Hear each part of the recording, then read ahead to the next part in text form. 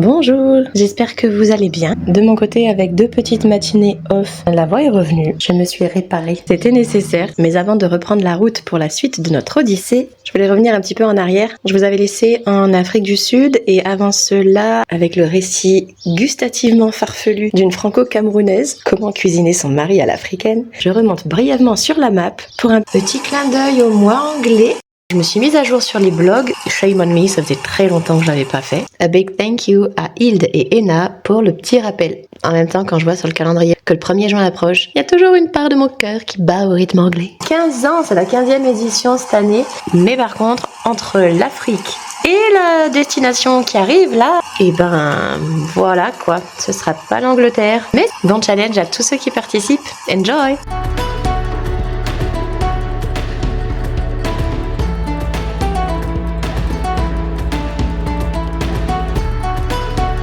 Hola, ¿qué tal? En portugais, je sais pas. Après avoir traversé l'océan, nous voici, avant-dernière étape, en Amérique du Sud. Et pour commencer, on passe par le Chili. Rachel, dès que je vois Chili quelque part, je pense à toi. Hey! C'est le 4e roman d'Isabelle Allende que je lis, l'autrice chilienne de La Maison aux Esprits, notamment, entre beaucoup d'autres. Ça faisait très très longtemps que j'avais pas acheté un livre. Celui-ci, je l'ai acheté sur Vinted, 1 euro, je crois. Là, on part dans les forêts profondes du Brésil, dans la forêt amazonienne, dépaysement assuré. C'est le premier volet d'une trilogie. Je croise les doigts pour qu'il puisse se suffire à lui-même, parce que je suis pas très très fan de sagas et de séries d'ouvrages. Ouais, je suis un peu pénible, hein. J'aime pas quand c'est trop court, j'aime pas particulièrement les nouvelles, et j'aime pas quand c'est trop long et qu'il y a plusieurs opus qu'il faut en lire 2, 3, 4 pour avoir la fin de l'histoire.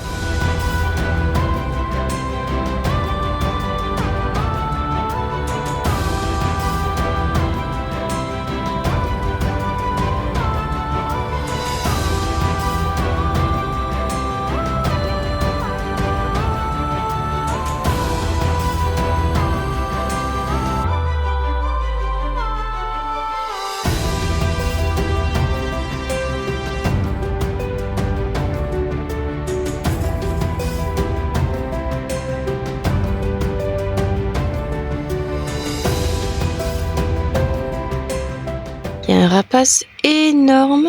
Alors forcément à l'image ça rend pas beaucoup. Le condor pas ça.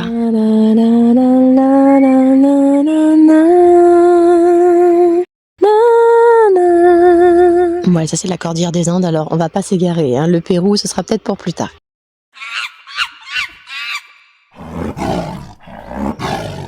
Que di Brasil, di fiesta. Et alors qu'est-ce qu'on fait aujourd'hui? Eh ben j'ai préparé 5 repas d'affilée. D'habitude c'est Totoro. Des couleurs dans la casserole et dans le cookéo.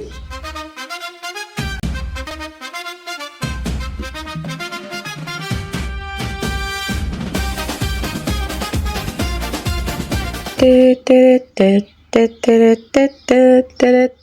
qu'est-ce qu'on fête aujourd'hui? Une journée entièrement passée tous les 3 à la maison, tranquille. Ça faisait un moment que c'était pas arrivé. Et on a pris le temps de vivre. Le temps a retrouvé sa juste place aujourd'hui. J'ai lu un gros quart, un bon tiers même.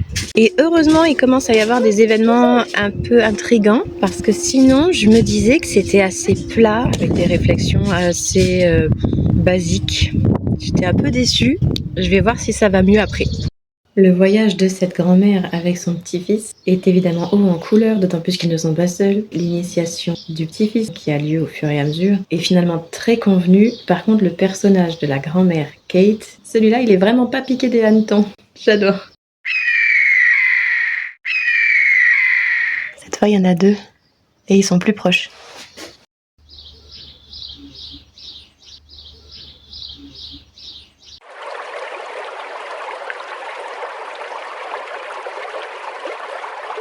Et qu'est-ce qu'on fête aujourd'hui? Aujourd'hui, c'était ma dernière journée à 7 heures de cours, plus 3 euros blancs entre midi et 2. Et qu'est-ce qu'on fête aujourd'hui? J'ai corrigé mon tout dernier paquet de copies de l'année et j'ai fait les derniers bulletins. Wouhou!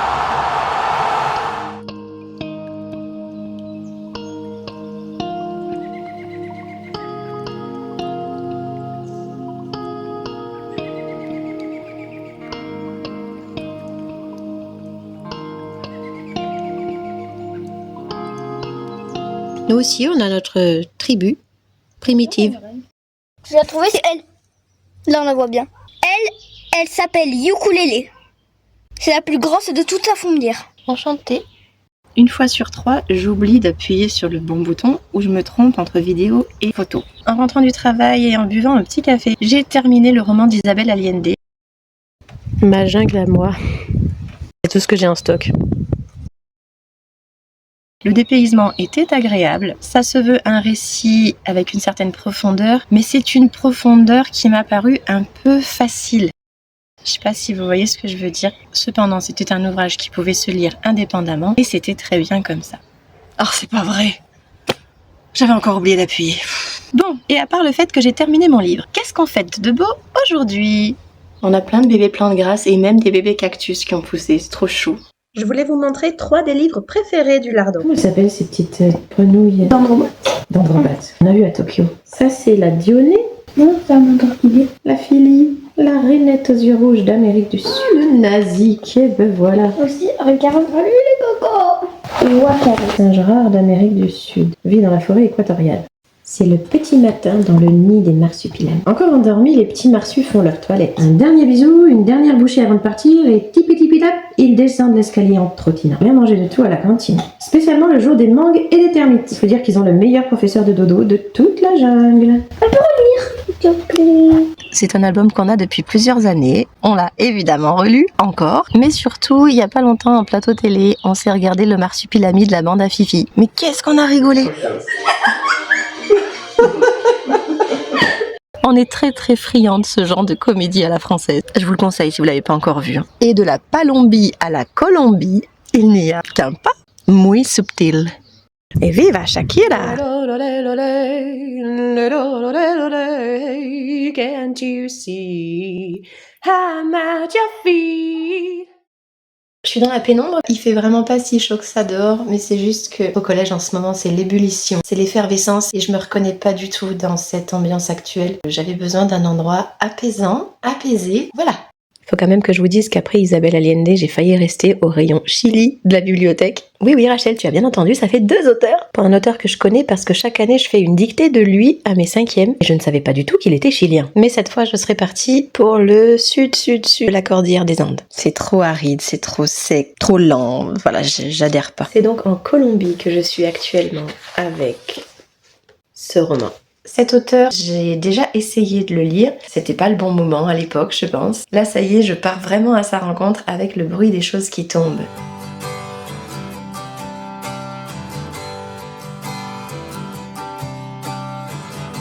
Ça s'est rafraîchi. On peut dire que ça fait 1 mois et demi que les températures jouent au yo-yo. C'était en perdre le nord ou le sud. Bon, sinon, aujourd'hui, qu'est-ce qu'on fait? Eh bien, on fête le fait que, ça y est, le programme de 3e est intégralement bouclé.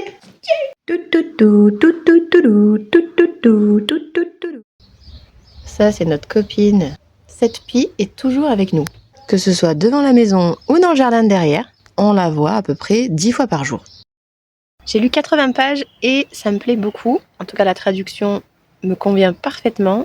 C'est fluide, en même temps c'est pas trop facile, je m'attache au personnage et ça me permet de découvrir pas mal de choses sur la Colombie. N'imaginez absolument pas que la ville de Bogota et le pays entier avaient été autant marqués par des attentats, des meurtres, un pays comme d'autres en Amérique latine, meurtri, blessé, traumatisé. Par ailleurs, à part de nom, je ne connaissais rien sur Pablo Escobar. J'avais une vague idée, une lointaine idée très approximative. Mais là, on est en plein dedans, avec le côté humain et contemporain qui me plaît beaucoup. Je ne savais pas non plus que Bogota était située à plus de 2600 mètres d'altitude. Du coup, j'ai révisé mes villes les plus hautes du monde. Jusqu'à présent, honnêtement, pour moi, la Colombie, c'était Shakira, vous l'avez vu, et le film Encanto. Voilà. Totoro, dis-moi, quel est ton film préféré sur l'Amérique du Sud? C'est pas ce que tu m'as dit il y a 10 secondes. C'est Encanto. Il est trop bien, Encanto. Oui, on l'a vu au moins 3 fois. Ah oui, et puis je pourrais tu me dis, on le regarde ce soir, je te dis oui. C'est mon Disney préféré, enfin, de ces 10 dernières années, c'est Sous les parapluies d'abuela, il m'a dit qu'un beau jour je l'aurai, cette destinée dont j'ai tant rêvé. Ton Mariano est en chemin. Pression qui fait clic, clic, clic, clic, clic, comme les gouttes tombent. qui fait bip bip bip bip bip comme le bruit d'une bombe. Oh oh oh, laisse ta grande sœur porter le poids. Page 100, c'est très prenant. Et ça y est, le titre de l'ouvrage a été expliqué. Poignant. Je veux absolument savoir la suite.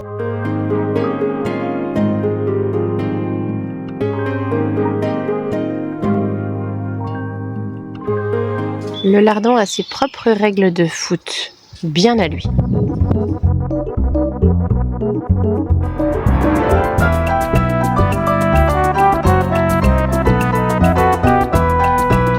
Notre pampa à nous. On a plein de coccinelles cette année, surtout dans cette zone de trèfle là. Trèfle plus coccinelle, je vous raconte pas le bonheur. Bon, ils n'ont pas tous 4 feuilles, hein. Mais certains.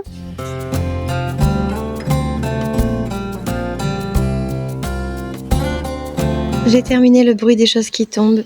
Inexplicablement, ce livre m'a scotché. Il y avait quelque chose dans le scénario, dans l'écriture des personnages, cette enquête pour trouver la vérité, pour retracer le parcours de divers personnages finalement, trouver des liens, la vérité, se trouver en cours de route. Juste les 2 dernières pages sont hyper frustrantes.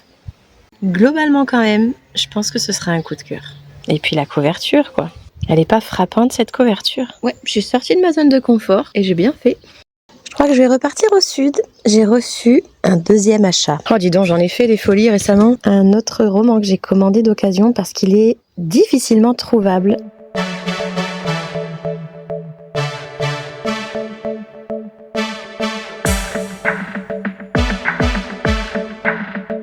Quand je l'ai reçu, j'ai vu qu'il était très bref, mais j'avais tellement envie de le lire depuis longtemps. C'est vers l'Argentine que je vais descendre, en même temps que les températures sont remontées. Il y a encore quelques jours, on se serait cru à Ushuaia. Là, c'est raccord avec une mi-juin, quoi.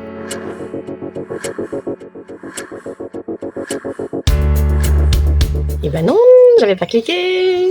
Je recommence. Vu le peu de pages, je l'ai terminé entre hier soir et ce matin. C'est un ouvrage intriguant. Il est assez dense. Encore une quête. Ça parle de la fascination qu'exerce sur nous, surtout nous, vous et moi, vous voyez ce que je veux dire, qu'exercent les livres. C'est un ouvrage donc argentin, mais qui nous fait partir d'Angleterre, ça tombe bien, hein, vu le mot anglais, et qui nous balade jusqu'en Uruguay, au bord de l'eau. Il y a un petit côté Maupassant, réaliste et légèrement fantastique, je trouve. Il y a un petit côté Zafón aussi, voire Arturo Pérez Reverte du Club Dumas, dont je vous ai déjà parlé, mais j'ai encore retrouvé cette même atmosphère. Un ouvrage complexe que je suis contente d'avoir découvert. Don't cry for me, Argentina. Ah, ça me rappelle mes années collège. La mention de la dictature en Argentine m'a rappelé, il y a 2 ans, j'avais fait lire à mes 4e Lettre à une disparue de Véronique Masseneau, un petit roman épistolaire qui parle des enlèvements pour raisons politiques en Amérique du Sud, dans un pays qui n'est pas cité. C'est une lecture très très forte. D'ailleurs, tenez, petit point, horizon culturel. Alors en termes de littérature sud-américaine, ou qui se passe en Amérique du Sud, c'est encore pire que mon peu de connaissances en littérature africaine. Vraiment, j'ai pas grand chose en stock. Un poquito, mais c'est tout, hein. Et c'est ma foi fort dommage, faut que je m'y mette. Alors j'ai commencé par un petit bout, là, à poursuivre. Je me suis rendu compte que j'avais beaucoup aimé ce nouveau voyage. En farfouillant un peu, j'ai retrouvé cette vidéo tournée en novembre 2022. Je garderai l'impression de violence. La violence dans les exécutions des rituels, dans les relations humaines, violence de ceux qui sont prêts à tout pour le pouvoir, que ce soit un pouvoir occulte ou un pouvoir financier. Ça reflète les souffrances du peuple argentin et plus généralement peut-être les souffrances des populations d'Amérique du Sud qui ont été dépossédées, qui ont été malmenées. Je suis partie au Chili et j'ai commencé l'histoire de cet escargot qui découvrait l'importance de la lenteur. Le Lardon y montrait déjà son livre sur la forêt vierge. Ben oui.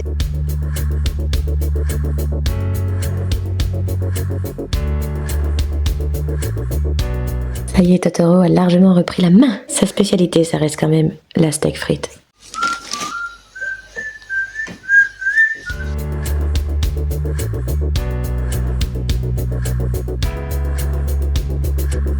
Ce matin, j'ai emmené notre petit Mimicicu faire du vélo pendant que Totoro se concentre. Il a un examen sportif important cet après-midi. Oh, grand Pachacamac, faites que tout se passe bien pour lui cet après-midi.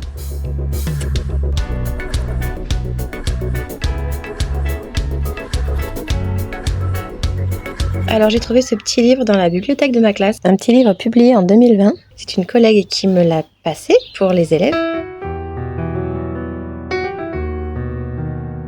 Mais j'avais envie de le lire, d'autant plus que le concept était très intéressant. C'est-à-dire qu'il y a une histoire de départ, une nouvelle qui a été primée lors d'un concours UNICEF. Et ensuite, différents auteurs français célèbres ont apporté une suite possible, un peu sur le principe des livres dont vous êtes le héros. Et comme je voulais remonter de l'Argentine vers l'Amérique centrale, j'ai fait une petite halte en Équateur, avec les graines d'arbres que replante le petit garçon de 12 ans le long de la route, et un petit côté Giono d'Amérique du Sud. Là, c'est l'ado qui plantait des arbres. Il y a 2-3 textes qui m'ont vraiment plu, dont Le réveil du volcan. Je crois que c'est Aurélie Valogne, Romain Puertolas. Je vous disais que j'aimais pas trop les textes courts, mais là, en ce dimanche après-midi, c'est passé tout seul. En attendant, Totoro est parti à son examen et j'entends rien du tout à l'intérieur de la maison. Je me demande bien ce que fait le lardon. Aurait-il trouvé le 5e tome des Chiens Pirates que j'ai ramené de la médiathèque l'autre jour? Les albums des Chiens Pirates. On les a découverts il y a peut-être 2 ans, ou un peu plus, je sais plus. Et comme j'ai démarré cette capsule avec Luffy, le Vogue Mary et One Piece, je la conclue par des pirates aussi. C'est un peu le même humour que les petites poules. Très fin, il y a un vocabulaire très recherché, plein de références, de clins d'œil, de calembours. C'est divinement bien écrit. Hey ho, les chiens pirates, c'est pas des toutous qui donnent la... Papa, Voguant dans la tempête, eux ce qu'ils veulent c'est des... croquette. J'adore. Moi, c'est les caniches. Les caniches. Eh ho, les chiens pirates, c'est pas des caniches qui vont... À la niche. Hisser haut la grand voile, eux ce qu'ils veulent c'est des os. À moi. C'est bien eux, les plus redoutables pirates des mers du Sud, la terreur des 5 océans, la pire canaille ayant jamais navigué. Titi Caca, vous l'avez écrit plein de fois, hein. Moi, je pense tout de suite à Pipi Caca. Moi aussi. Je l'avais dit à Thaïs. Et j'avais dit aussi petit caca. Tu m'étonnes. On a un drôle d'animal à la maison. D'ailleurs, en ce moment, on est en train de lire un souvenir de quand j'étais petite aussi. Le mistouflon serait presque un mélange entre un lama et un bélier qui parle, et qui boit, et qui fume. Nos vemos pronto. L'aventure t'appelle, Adios. n'attends pas une cour vers elle. Et le jour, la nuit, Avec tes 2 meilleurs amis, à bord du grand condor, tu recherches les cités d'or.